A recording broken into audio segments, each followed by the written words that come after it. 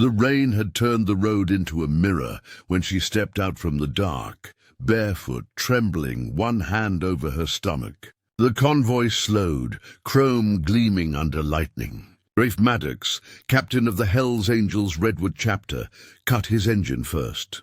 Her voice cracked through the storm. "Please, I'm pregnant. Before we start the story, tell us, where in the world are you watching this from? And if you enjoy our stories, please consider subscribing to our channel. It'll help us reach our goal of 1,000 subscribers and keep sharing more inspiring content with you." The Harleys idled like beasts beneath the thunder, their engines breathing slow, patient growls. Rain hissed off hot pipes as Rafe swung his boot down, stepping into mud. The woman stood in the middle of Route 17, drenched, hair plastered to her face, eyes wild with exhaustion and something worse: fear. Rafe removed his helmet, steam rising from his jacket. "You lost?" he asked. She shook her head, voice shaking. "Running." Behind him, Diesel laughed low. "Ain't everyone?" Rafe ignored him, stepping closer. The woman flinched. Up close, he saw her swollen belly, the faded bruise near her collarbone. "You got a name?" "Lena," her voice cracked. "Please, I just need somewhere dry. I'll work, clean, cook, anything. I'll work my whole life if I have to." The words hit him harder than the rain. He'd heard desperation before, but not like that. Not from someone fighting for 2 lives at once. Rafe looked at her, then at the open road behind her. "Get on," he said quietly. The convoy rode slow through the storm, engines muffled by the downpour. Lena clung to Rafe's back, shaking from cold and shock. When the red neon sign of the rusted Halo bar finally appeared through the mist, she started crying. Not from fear anymore, but from the sheer relief of shelter. Inside, warmth hit like a wave. The Angels clubhouse smelled of whiskey, motor oil, and smoke. Doc, the club's medic, looked up from a scarred table. "You pick up strays now, Rafe." "She's not a stray," Rafe said, guiding Lena toward the fire. "She's human," Diesel smirked. "So are the cops, technically." Lena stood near the flames, trembling, eyes darting to every patch and tattoo, like she'd stepped into another world. Rafe tossed her his jacket. "You're safe here." She hesitated before whispering, "Nobody's safe anywhere." Rafe's jaw tightened. "Then you ain't been in the right places." Outside, thunder rolled again. Inside, something fragile and alive began to flicker like a match in the rain. Hours passed. The storm eased, leaving only the hum of ceiling fans and the crackle of the fire. Lena slept curled up on an old leather couch, wrapped in Rafe's jacket. Diesel nursed a beer nearby, watching her. "You know Pike's boy's been seen east of town, right? Might be connected." Rafe sat silent, smoke curling from his cigarette. "If they're chasing her, they'll find us soon enough." Doc frowned. "You gonna let that kind of heat in your house?" Rafe exhaled slow.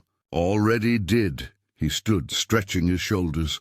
Through the rain-smeared window, the bikes outside gleamed like sleeping animals. He thought about the bruise on Lena's neck, the terror behind her eyes. Whoever she was running from wasn't just trouble, it was cruelty. When she stirred in her sleep, murmuring something about him finding her, Rafe felt a chill that had nothing to do with the weather.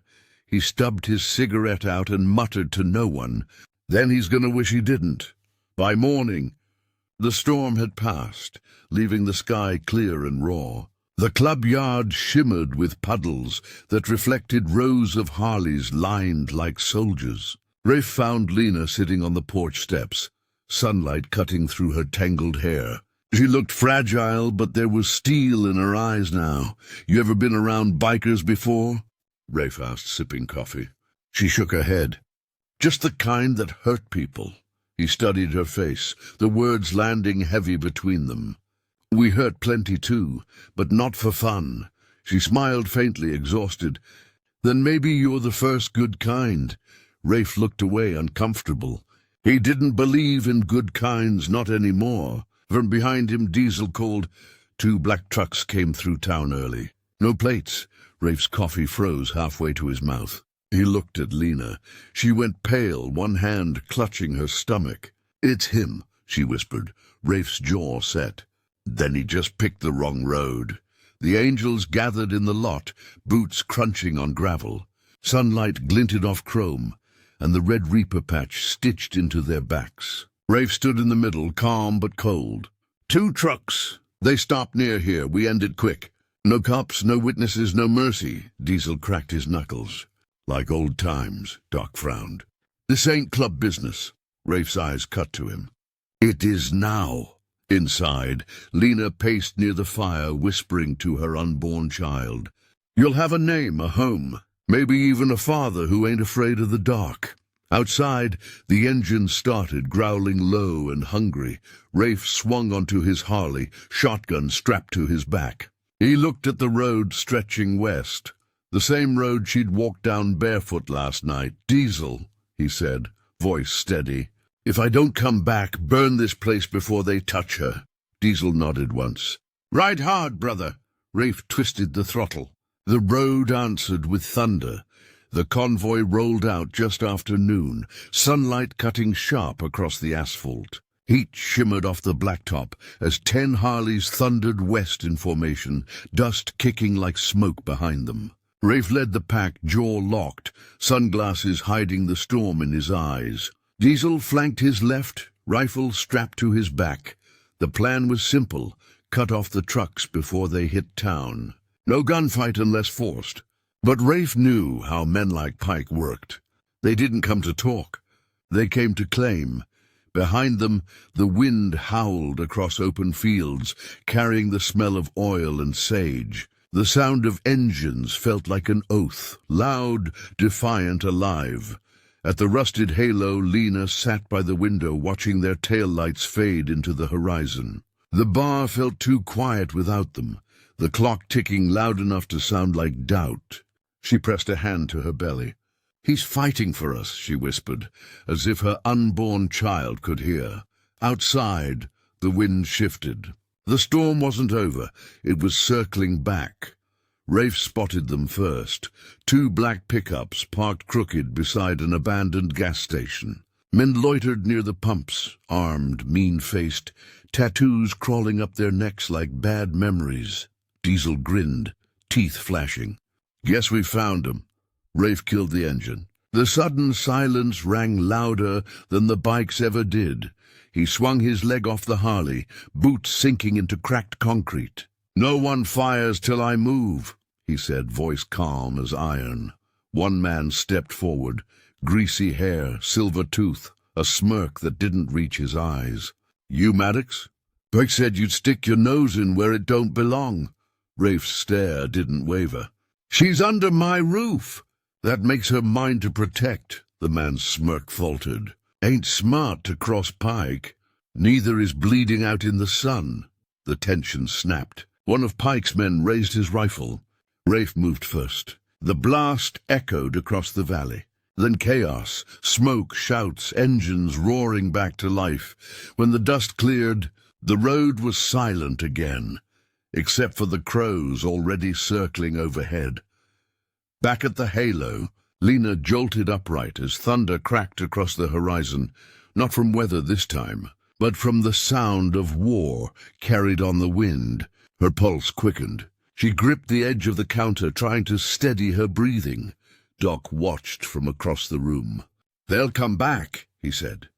Lena shook her head. You don't know him. Outside, the afternoon dimmed, clouds swallowing the sun. Each minute stretched thin with waiting. When the roar of engines finally returned, Lena rushed to the door. The convoy rolled in slow, bikes streaked with dust and blood. Diesel's face was pale, jaw tight. Behind him, Rafe limped from his Harley, a cut across his brow, eyes darker than smoke. He handed his shotgun to Doc without a word. They're gone, he muttered. For now. Lena reached for him, then stopped, unsure if she had the right. Rafe looked at her hand, then at her face, and nodded once. You did good staying put. She exhaled, tears spilling freely. I didn't feel like I was. Night fell over the halo, quiet except for the ticking of the old neon sign outside. Rafe sat alone at the bar, nursing a half-empty glass of whiskey, knuckles split, mind heavier than his bones. Diesel cleaned blood off his jacket in silence. She means something to you, Diesel said finally. Rafe didn't look up. She means something to herself. That's enough reason, Diesel smirked, shaking his head. Never thought I'd see the day you turned soft. Rafe's eyes flicked up sharp. Ain't soft. Just remembering what it's like to be human.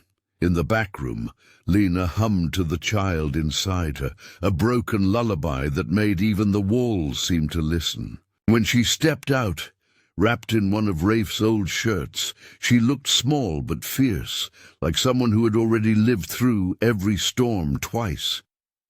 You could have left me, she said softly. Yeah, Rafe replied. But then who'd I be? The words hung between them, heavier than any vow.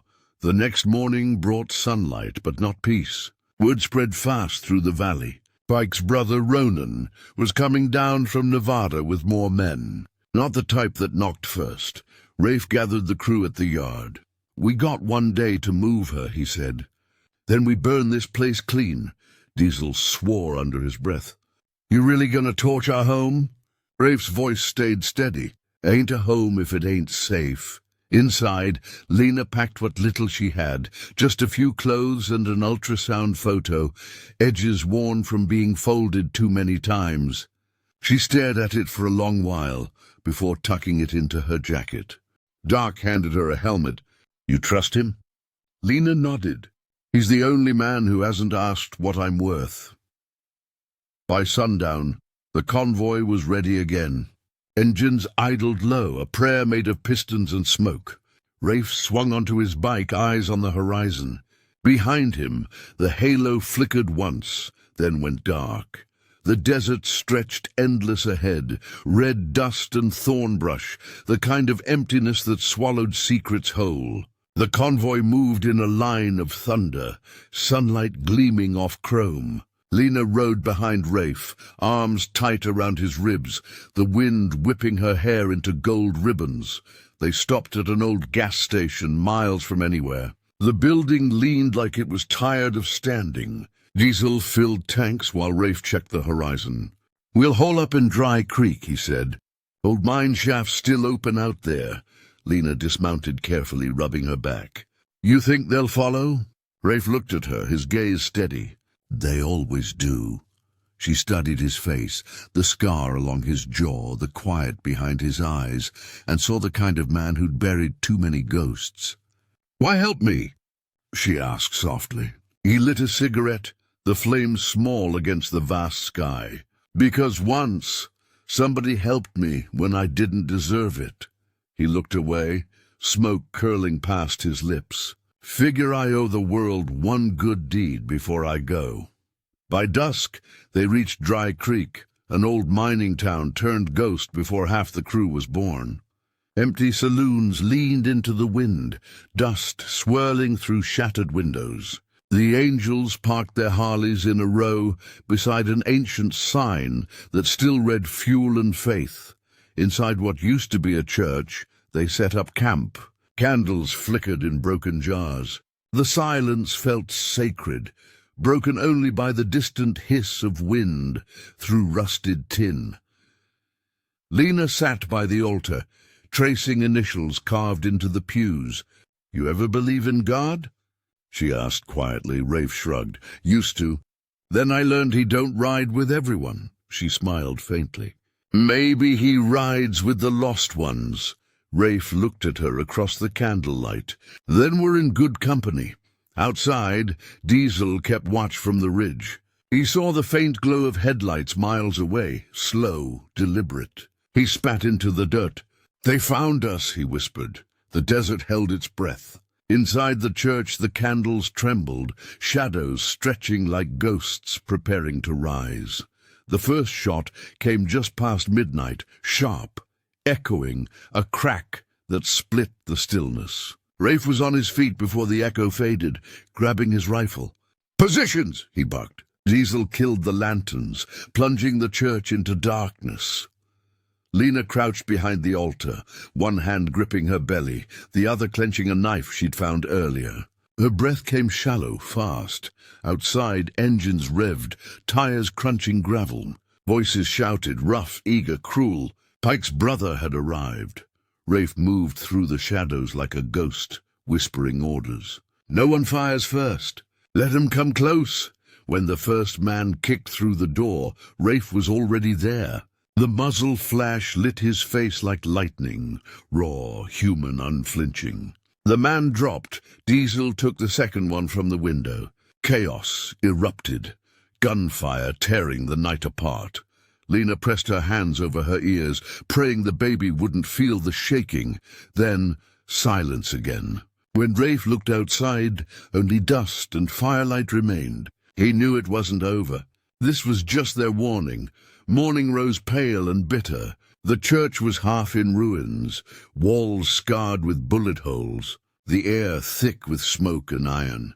Diesel sat on the steps, blood on his sleeve. Breathing hard but alive, Rafe checked what was left of their gear. "They'll regroup," he said. "We move before nightfall."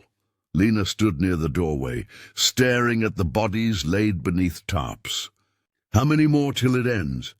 she whispered. Rafe paused. "As many as it takes." Her eyes filled, not with fear, but something heavier. Sorrow for the kind of world where mercy had to wear a leather vest. He reached out, brushing his thumb across her cheek, rough but careful. "You're strong," he said softly. "Stronger than any of us," she shook her head. "No, I'm just carrying life while everyone else is losing it." The words hit him deep, right where his armor never reached. He looked away, jaw tight. "Then we make sure that life gets a chance." Outside, the desert wind howled like a warning neither could ignore. They left Dry Creek before sunset. The convoy smaller now, their shadows long across the highway. The sky burned orange, fading to bruised purple over the ridges. Rafe rode up front, the desert wind tugging at his jacket. Lena sat behind him again, head resting against his back. They rode for hours in silence. The hum of engines became a heartbeat, steady, alive. When they stopped near an abandoned diner off Route 49, the world was already falling into night. Rafe killed his engine listening. Nothing but crickets and far-off thunder. Lena climbed off the bike, wincing. "He's kicking again," she murmured, a small smile flickering through exhaustion. Rafe knelt beside her, rough hand hovering near her stomach without touching. "That means he's fighting," he said. She looked at him, eyes soft. "Maybe he takes after you." He smiled faintly, the first real one she'd seen. "Then he'll be stubborn as hell." Somewhere in the dark a coyote howled, lonely, wild, alive. Rafe looked west. "Tomorrow," he said quietly, "we finish this." The morning came red, sun bleeding over the desert's edge. Rafe didn't sleep. He sat against his bike, smoke curling from his cigarette, eyes on the horizon. Diesel joined him, bruised but grinning. "You think they'll hit us again?" Rafe nodded once. "They've got pride. Pride don't die easy." Lena walked toward them, wrapped in Rafe's jacket, face pale but determined. "Then we stop running," she said. "We end it today," Diesel whistled. "She's got fire." Rafe smirked faintly. "Yeah, the kind that burns through fear."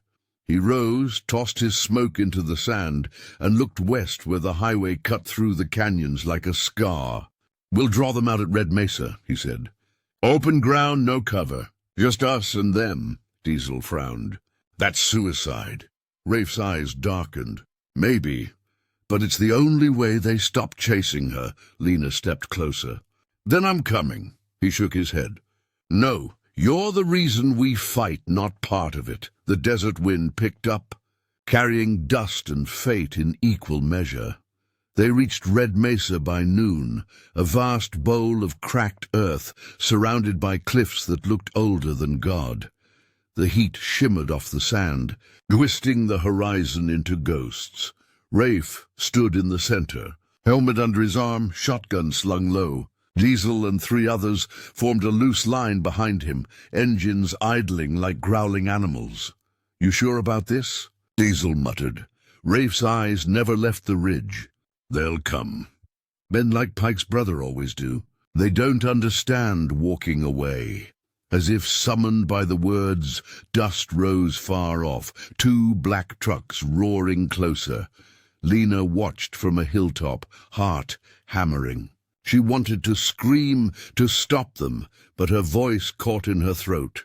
The trucks circled wide, stopping 50 yards away. Ronan Pike stepped out, tall, thick arms inked with serpents. His grin was poison. "You killed my brother," he called. Rafe's voice carried across the desert. "Your brother killed his own soul long before I met him." The reply came as gunfire. The war began again under the burning sun. Gunfire tore the silence apart, sharp echoes bouncing off the cliffs. Rafe dove behind his bike, bullets ripping through steel. Diesel fired back, the roar of his rifle lost in the chaos. Sand kicked up in blinding clouds, the air thick with smoke and grit. Rafe moved low, fast, instinct guiding him. He'd fought before. Different towns, different sins, but this one felt personal. One of Pike's men rushed him with a bat. Rafe met him halfway, steel meeting bone. The man dropped, the bat spinning into dust. From the ridge, Lena cried out as another bullet sparked off Rafe's handlebars. She clutched her stomach, breath trembling. "Please," she whispered, "just let this end." Ronan shouted orders, firing wildly, rage making him sloppy. Rafe took the opening. He rose, aimed, and fired once. The bullet tore through Ronan's shoulder, spinning him down, but the shot cost him. A round clipped his side, hot pain flashing red across his ribs. He fell to one knee, teeth clenched, whispering through blood, "Not today." The fight burned out slow, like a fire starving for air. The last of Pike's men fled, leaving their trucks and dead behind. Diesel limped across the sand, reloading with shaky hands. "We done?" Rafe wiped blood from his mouth, staring at the horizon. "We're never done. But this part is over." He staggered toward Ronan, who lay on the ground, clutching his wound. Dust caked his face, eyes full of hate. "Go ahead," Ronan spat. "Finish it." Rafe leveled his gun, then hesitated. The world went quiet, except for the soft rattle of wind. "No," he said finally. "And you get to live knowing a woman you called weak survived you." He turned and walked away, each step heavy, each breath ragged. Lena ran to him as Diesel caught his arm. She fell to her knees beside him, pressing both hands to his wound. "Stay with me," she begged. Rafe looked at her through the blur of pain, a faint smile ghosting across his face. "Told you," he rasped, "we'd finish it." Days later the desert was quiet again. The angels buried their dead near Red Mesa, rough stones marking names only they would remember. Rafe healed slow, his side bound tight, the pain a constant echo, but he lived. Lena stayed by his side, helping him stand, helping him breathe. Her child was due soon. The world outside the club had gone still, as if holding its breath for what came next. On a soft morning, she gave birth in the back room of the rebuilt Halo. Sunlight streaming through cracked blinds, Diesel pacing like a proud uncle. When the baby cried, Rafe closed his eyes. It sounded like redemption. She looked up at him, tears tracing her cheeks. "He made it." Rafe smiled, rough but real. "You both did." Outside, engines idled, the brothers waiting to ride. Rafe stepped out, leather vest creaking, the desert wind on his face. He looked back once more, at her, at the child, at the life that somehow survived the storm. Then he whispered, "Ride safe," and the road answered with thunder.